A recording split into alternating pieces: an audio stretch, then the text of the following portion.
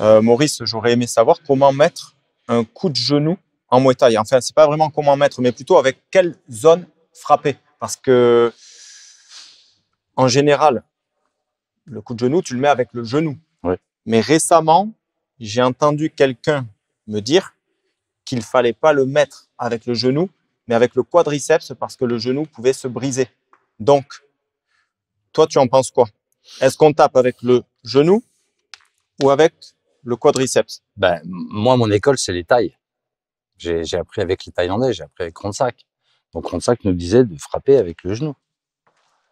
Jamais j'ai frappé avec le dessus du genou, en fait. Admettons, là, je suis là, tu veux me mettre un coup de genou Je vais te ici. mettre un coup de genou avec mon genou. Parce que c'est des côtes qui Bien vont sûr. rentrer. Un coup de genou, ça équivaut à une Mercedes qui te rentre à 50 km/h, en fait. C'est le coup le plus puissant dans tous les arts martiaux, c'est le coup de genou. Donc si je te mets un coup de genou, en fait, je vais aller te chercher, mais avec mon genou. Bim. Tu vois? Ok. Dans un sac, c'est même les tailles, ils vont te dire, tu dois faire un creux dans le même, que ça soit un coup de genou ou l'autre. Donc, je vais pas aller frapper avec le dessus. Je vais aller frapper avec le genou. D'accord. Et qu'est-ce que tu peux répondre justement à ceux qui disent qu'en frappant avec le genou, tu peux te briser la rotule?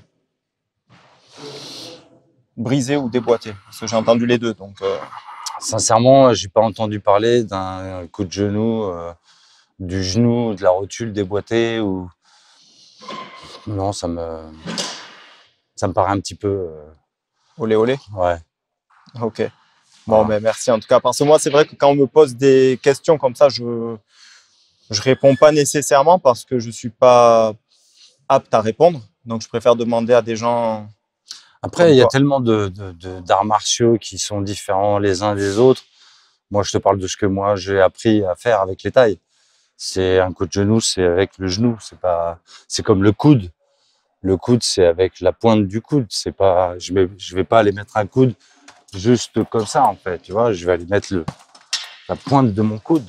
Ouais, parce que si tu fais ça, en fait, c'est mi-coude avant-bras et c'est plus une poussée qu'un coup de Ouais, coude. c'est plus un coup d'avant-bras, quoi. Tu vois, Ok, le coup de coude, si vraiment je veux déchirer la peau, ou ici, c'est vraiment avec la pointe de mon coude.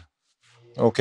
Et est-ce que toi, justement, qui es allé en Thaïlande pas mal de fois, qui est quand même dans le Muay Thai, est-ce que tu as pu observer pas mal de blessures au coude et au genou de la part de ceux qui mettent les coups de coude vraiment avec le coude et les coups de genou avec le genou? Non, non.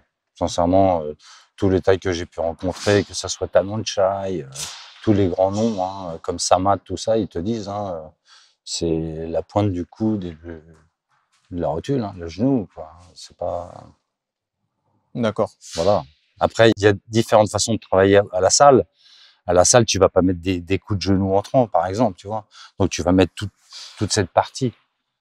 Mais après, non, j'ai jamais entendu parler de blessures d'accord, importantes au niveau des coudes et des genoux. d'accord. En tout cas, merci beaucoup. Merci à toi. Ça répondra à la question de la personne Ouais, ça qui m'en marche. a parlé. Merci Super, beaucoup. avec plaisir.